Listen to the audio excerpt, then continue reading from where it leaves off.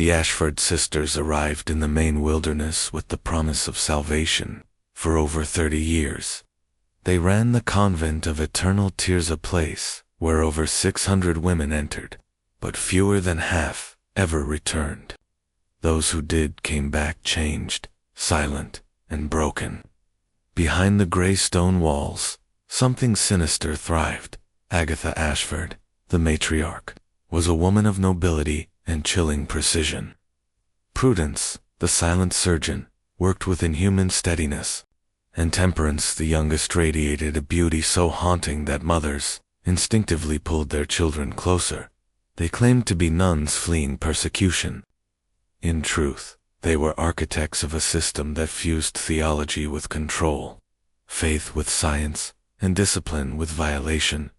The convent was no ordinary place of worship. Its structure resembled a fortress more than a sanctuary. The basement, carved deep into the earth, was reinforced, soundproofed, and outfitted not for prayer but for procedures. Penitence, Agatha claimed, requires solitude. Solitude requires proper containment. Women labeled hysterical, disobedient, or overly curious were sent to the convent.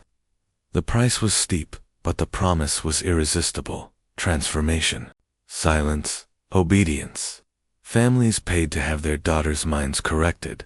Wives were sent away for speaking out. Daughters disappeared for challenging control. They were not treated. They were erased.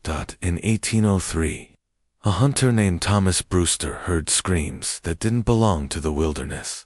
What he saw through a frost-covered basement window shattered him. A surgical theater, a restrained woman, her head cut open, instruments inside her skull.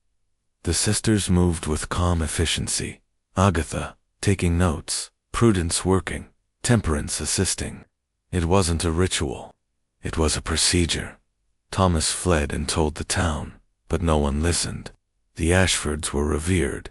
The town needed their myth more than they wanted the truth. But what happened in that basement was not isolated. It was a blueprint, a prototype of institutional control, a system built to dismantle identity, obedience, engineered by force, and reformation achieved through trauma. The convent's influence stretched beyond its stone walls. Families from Boston to Portsmouth sent daughters to be reformed. Women who questioned authority, rejected marriages, or displayed intellect were labeled mentally ill. The Ashfords offered healing, but delivered submission. Inside that cold basement, minds weren't healed, they were rewritten. Instruments of medicine became tools of compliance. What the town mistook for healing was the slow erasure of human will. When one survivor tried to document her experience, the manuscript was seized. It remained locked in a state archive for over a century, too dangerous to release. Even today, the Ashford model survives. It no longer hides behind stone and stained glass. It hides in algorithms, in institutions, in social contracts. In your newsfeed, you're told you're free, but every path has been designed. Your rebellion is predicted. Your silence is engineered. The Ashfords understood something that few others dared confront. Control was not about chains or cages, it was about belief. If you could alter what a person believed about themselves, about reality, about right and wrong, you could own them forever. Each treatment they administered was designed not just to suppress rebellion, but to erase it from memory entirely. Obedient women weren't created, they were manufactured, carefully stripped of past, purpose, and pride. Local officials who questioned the convent were pacified with donations, influence, or intimidation.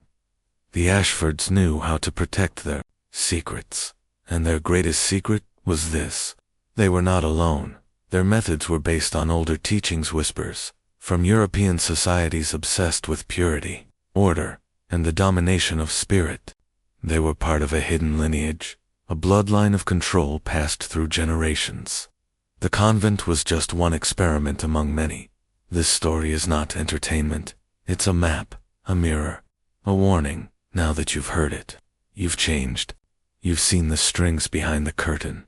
if you're ready to reject the script written for you. Comment this twice to lock it in. I break the chains. I claim my mind.